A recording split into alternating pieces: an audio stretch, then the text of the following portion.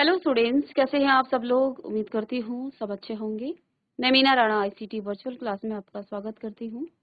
Students, हम पढ़ रहे हैं क्लास 7 की हिंदी।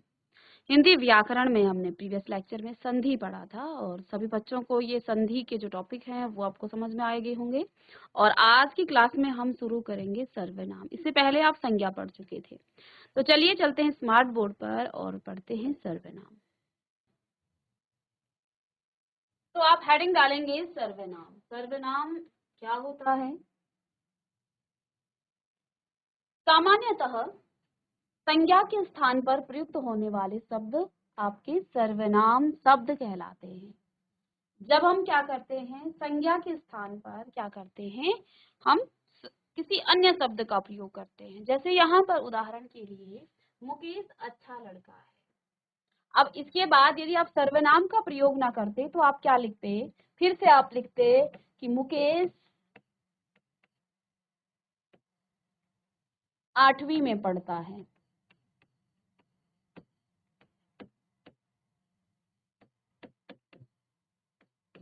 लेकिन आपको जो वाक्य है वो बार बार जो है एक ही शब्द सुन करके वो जो है अरुचिकर लगता है, उसमें बोरिंग आती है। तो संज्ञा को जो है फिर जो है संज्ञा के स्थान पर हम क्या करते हैं, सर्वनाम का प्रयोग करते हैं। ये वह कौन है, ये वह आपका मुकेश है।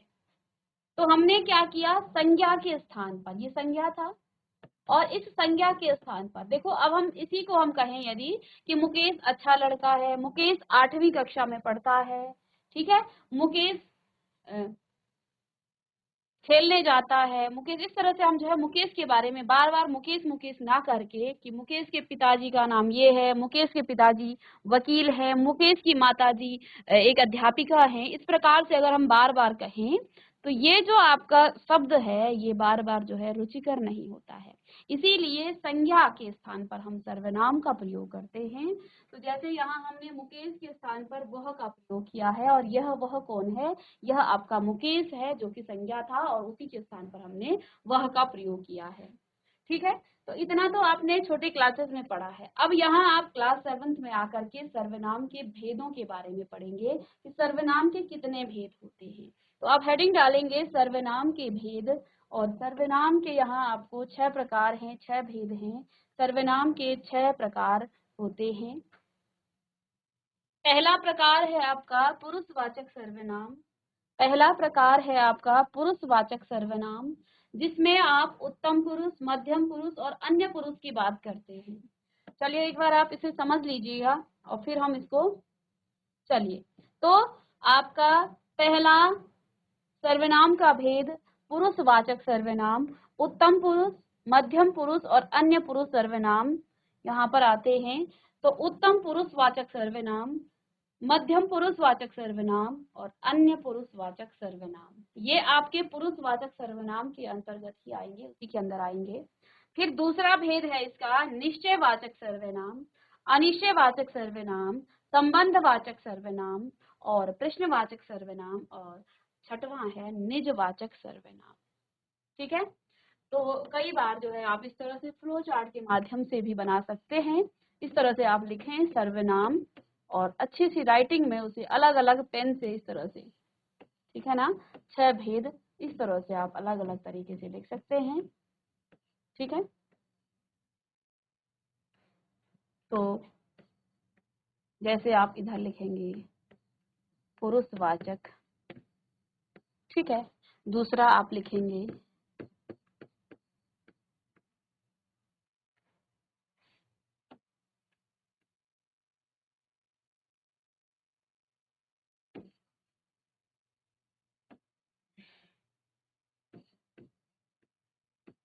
निश्चयवाचक।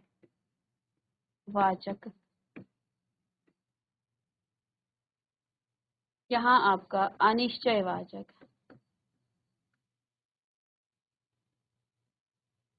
अनिश्चयवाचक। फिर है आपका संबंधवाचक,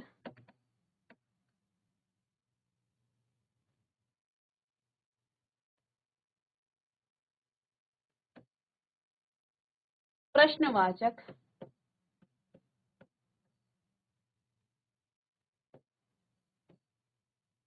और अंतिम है आपका निजवाचक। तो इस तरह से अलग अलग तरीके से आप लिख सकते हैं, अलग अलग पेन का प्रयोग करके आप ऐसे सर्वनाम के लिख सकते हैं, ठीक है ना।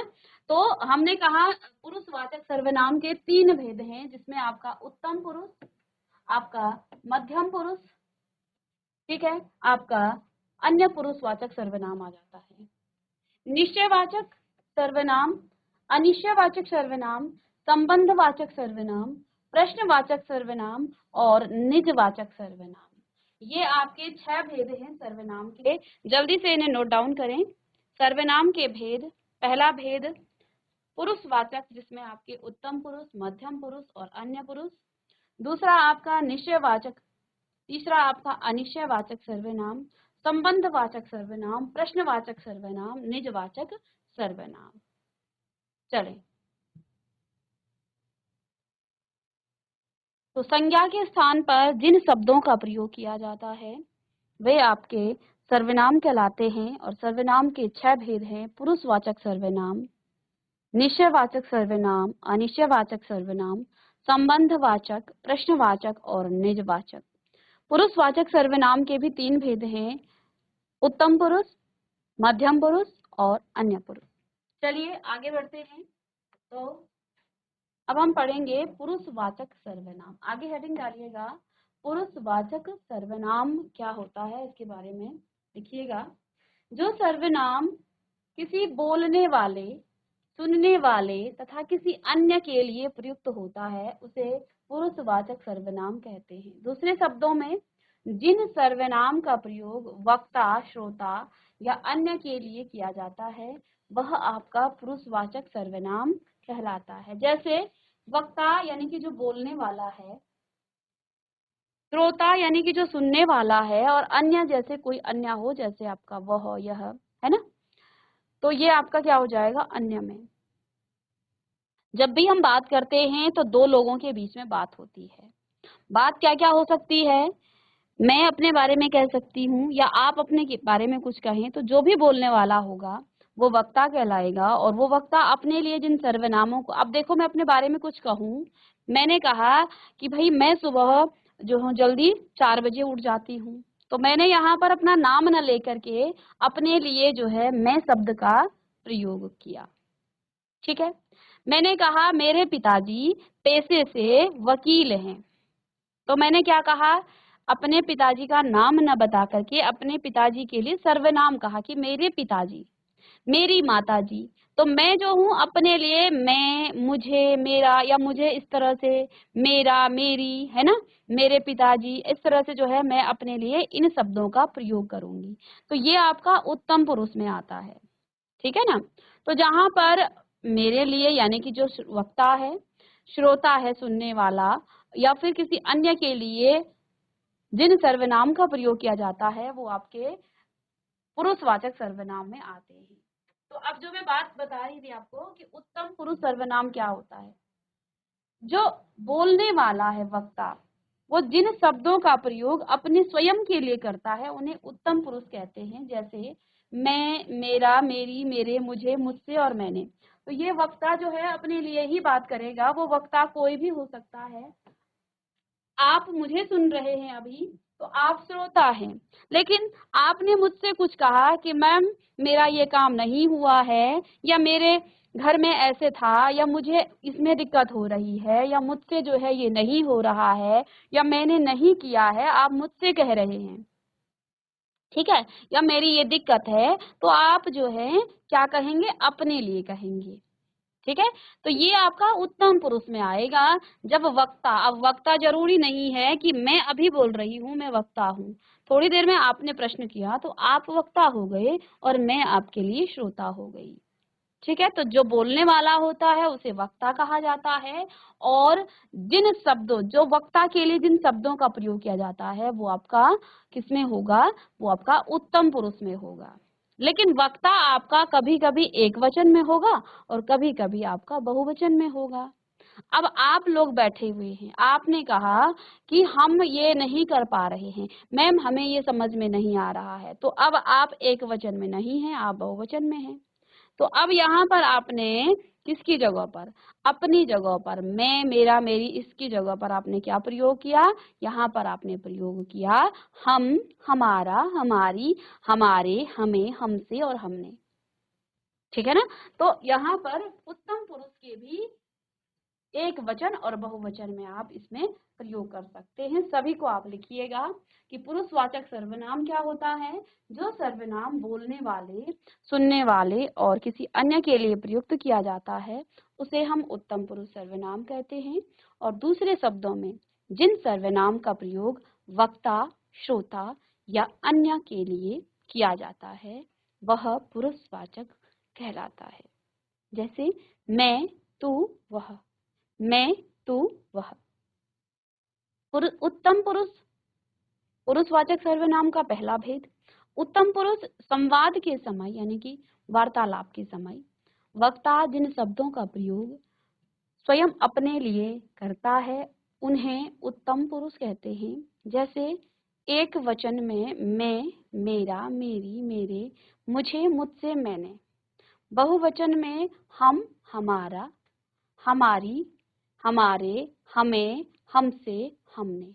तो ये जो है एक वचन और बहुवचन में भी आपका आ जाता है। चलिए इसे नोट करेंगे।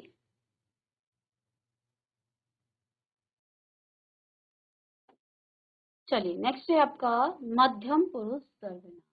के बाद है मध्यम पुरुष सर्वनाम। अब देखिए मध्यम पुरुष क्या हो गया? संवाद के समय यानी कि जब भी आप कोई बात कर रहे हैं जिन शब्दों का प्रयोग श्रोता सुनने वाले के लिए किया जाता है, श्रोता या फिर सुनने वाले के लिए किया जाता है, उन्हें मध्यम पुरुष सर्वनाम कहते हैं।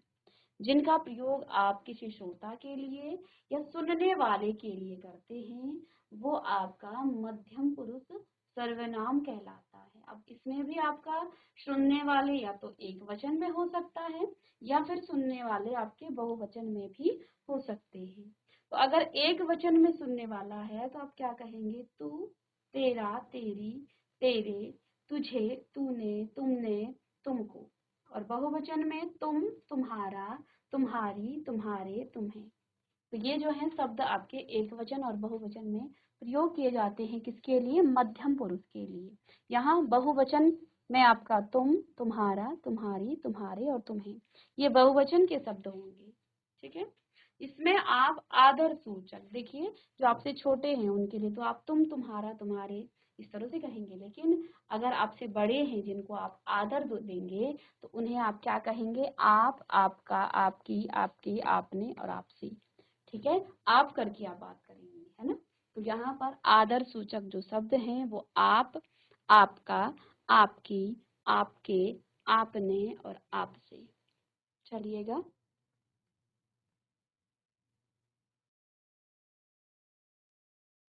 चलिए अब इसके बाद आपका पुरुषवाचक सर्वनाम का तीसरा भेद अन्य पुरुषवाचक सर्वनाम।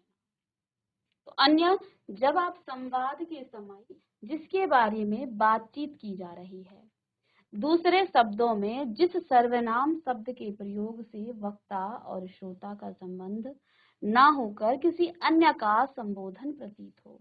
तो जब आप बात करते हैं कभी कभी आप जो है अपने या श्रोता जो सुनने वाला है उसके बारे में नहीं बात करते हैं, किसी अन्य के बारे में आप बात करते हैं। ठीक है? तो उस समय जो है उसे हम अन्य पुरुषवाचक सर्वनाम कहते हैं। जैसे कि एक वचन में आपके जो निकट होंगे, जो आपके पास होंगे, उनके लिए आप कहेंगे यह, इसका, इसकी, इसके, इसे, इससे। और जो आपका एक वचन में दूर होगा तो आप क्या कहेंगे? वह, उसका, उसकी, उसके, उसे, इस, उससे और उसने। ये भी आपको चीजें देखनी है कि निकट के लिए एक वचन में क्या शब्द प्रयोग किया जा रहा है और दूर के लिए एक वचन में क्या शब्द प्रयोग किए जा रहे हैं। ऐसे ही बहुवचन में जब आपके पास निकट में होंगे तो आप क्या कहेंगे? ये, इनका, इनकी, इनके, इन्हें, इनसे और इन्होंने। साथ में आपके पास दूर में जब बहुवचन में कोई शब्द होता है तो आप वे, उनका, उनकी, उनके, उन्हें, उनसे और उन्होंने ये शब्द प्रयोग करते हैं। अन्य शब्द जैसे आप, आपका, आपकी, आपके, आपने, अपने और इत्यादि। ठीक है? चलिए कई बार हम रिस्पेक्ट से जो है किसी अन्य के लिए भी आप शब्द का ही प्रयोग करते हैं। उस समय हम इनकी उनकी शब्द ना लगा करके आप, आपका, आपकी, आपके, अपने इत्यादि शब्दों का प्रयोग करते हैं। आपने कई बार भाषणों में सुना होगा कि हम जो है निकट या दूर, निकट भी यदि कोई व्यक्ति बैठे हैं और कोई सम्मानित व्यक्ति है, ठीक है, तो हम जो है इनके और उनके न लगा करके आप और आपका, आपकी, आपके इस तरह के शब्दों का प्रयोग करते हैं। तो आपने देखा होगा जब आपके प्रधानमंत्री बैठते हैं या कोई बड़े जो आपसे जो है सम्मानित व्यक्ति है, उसके लिए वो आपके चाहे सामने हो या फिर आपके दूर हो, वो हमेशा ही आप शब्द का प्रयोग किया जाता है, ठीक है ना। तो इसमें भी अन्य पुरुष में भी आपके ये शब्द आ सकते हैं, लेकिन देखना ये होगा कि आप किसके लिए प्रयोग कर रहे हैं, ठीक है। उस समय आपको कंडीशन देखनी है किसके लिए प्रयोग किया जाता है। जनरली हम एक वचन में निकट की चीजों को निकट के अन्य पुरुष के लिए यह, इसका, इसकी, इसके, इसे, इससे इस तरह से प्रयोग करते हैं।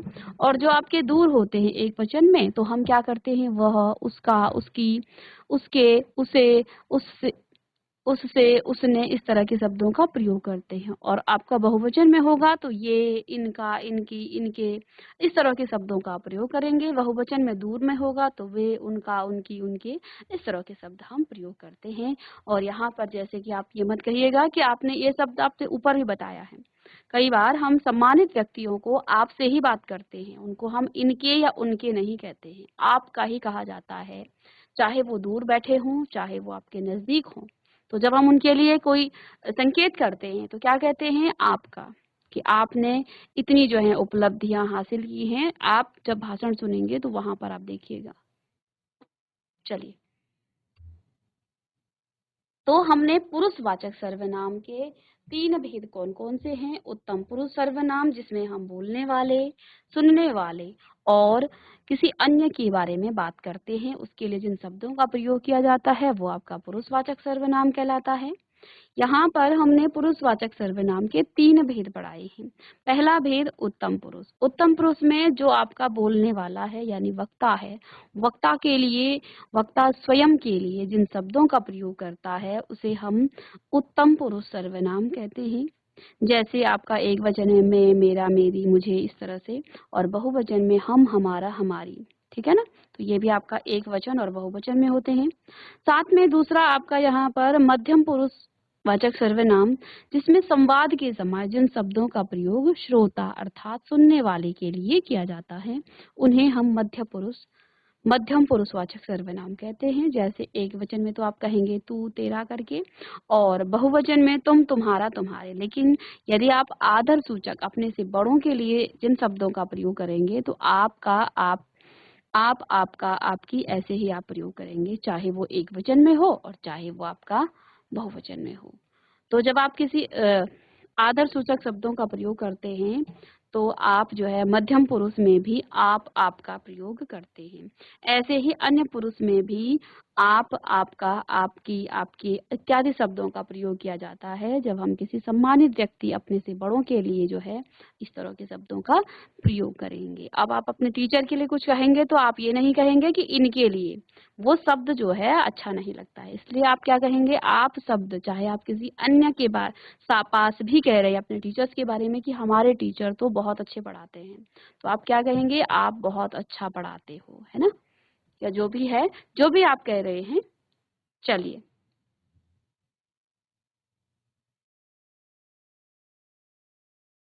चलिए, अब इसके बाद आपका दूसरा भेद है सर्वनाम का निश्चयवाचक सर्वनाम। तो जैसा कि नाम से ही पता चल रहा है, निश्चयवाचक सर्वनाम, ठीक है। तो कुछ कुछ देख करके इसके नाम से ही आपको पता चल रहा है, जैसे जो सर्वनाम निकट या दूर की किसी वस्तु की ओर संकेत करे। निश्चय का मतलब जब हम संकेत करते हैं ना, उसे निश्चयवाचक सर्वनाम कहते हैं। जैसे हमने कहा यह, वह, ये, वे, तो यहाँ हम क्या बात कर रहे हैं, हम यहाँ किसी निकट या दूर की वस्तु की तरफ हम संकेत करते हैं।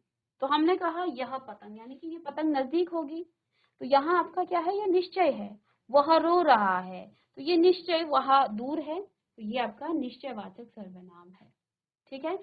इससे पहले जो हमने पुरुष की बात की थी वो व्यक्तियों के लिए थी, ठीक है। अभी हम वस्तु की बात कर रहे हैं, ठीक है।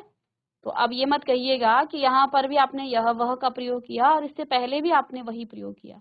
नहीं, वो व्यक्तियों के लिए था, वो पुरुषवाचक था, जिसमें हम बोलने वाले, सुनने वाले और किसी अन्य की बात करते हैं, तो वो आपका पुरुषवाचक में था।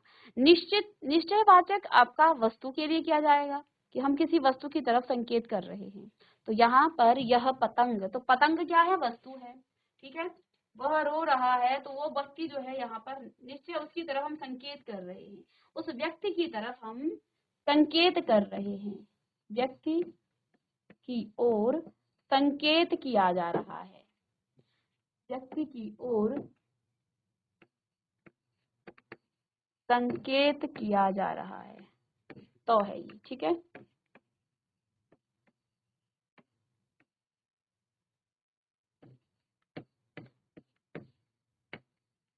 तो जहां हम क्या कर रहे हैं, व्यक्ति की तरफ संकेत कर रहे हैं, तो वो आपका क्या हो जाएगा, ये आपका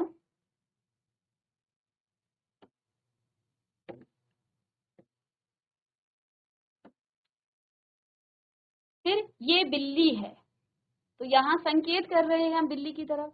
वे घूमने गए हैं, तो यहाँ पर संकेत हो रहा है, ठीक है। और के बाद आपका अनिश्चयवाचक, जिस सर्वनाम से किसी निश्चित व्यक्ति या पदार्थ का बोध नहीं होता है। जहां से आपको किसी निश्चित व्यक्ति या पदार्थ का बोध नहीं होता है, उसे अनिश्चयवाचक सर्वनाम कहते हैं। जैसे आप इस तरह से कहेंगे कोई आ रहा है ना। आप कहेंगे किसी या फिर कुछ आदि शब्द जो हैं आपके क्या हैं, ये आपके अनिश्चयवाचक सर्वनाम। जैसे कोई आ रहा है, अब ये तो अनिश्चित है ना कि कौन आ रहा है, ठीक है, ये निश्चित नहीं है। वहां पर कोई खड़ा है, अब कौन खड़ा है ये नहीं पता कौन खड़ा है, तो ये तो निश्चित नहीं है। जैसे हमने वे घूमने गए हैं, तो ये तो निश्चित है, हम संकेत कर रहे हैं उनकी तरफ। और ये बिल्ली है, तो ये संकेत किया जा रहा है बिल्ली की तरफ, तो ये निश्चित है कि ये है यहाँ पर, ठीक है ना। तो अब हम सीधे ये कह रहे हैं कि वह वहां पर कोई खड़ा है। अब कोई कौन है वो नहीं पता। मुझे कुछ नहीं मिला, कुछ नहीं अनिश्चित शब्द को दर्शाता है। यहाँ से कुछ गायब है, अब कुछ आपको क्या गायब है वो नहीं पता, अनिश्चित है। बाहर कोई है, अब ये कोई कौन है, ये अनिश्चित है, ठीक है। तो इस तरह से निश्चित और अनिश्चित और साथ में पुरुषवाचक सर्वनाम, तो लिख लीजिएगा इसे।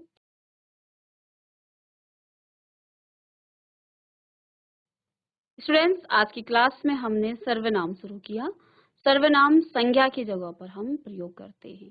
सर्वनाम के 6 भेद मैंने आपको बताए, जिसमें आपका पुरुषवाचक, निश्चयवाचक और अनिश्चयवाचक सर्वनाम हम आज की क्लास में पढ़ चुके हैं। कल की क्लास में आगे के 3 जो भेद हैं सर्वनाम के, उनको हम पढ़ेंगे और साथ में कुछ प्रैक्टिस क्वेश्चंस के साथ आएंगे। तो मिलते हैं नेक्स्ट लेक्चर में, तब तक के लिए थैंक यू।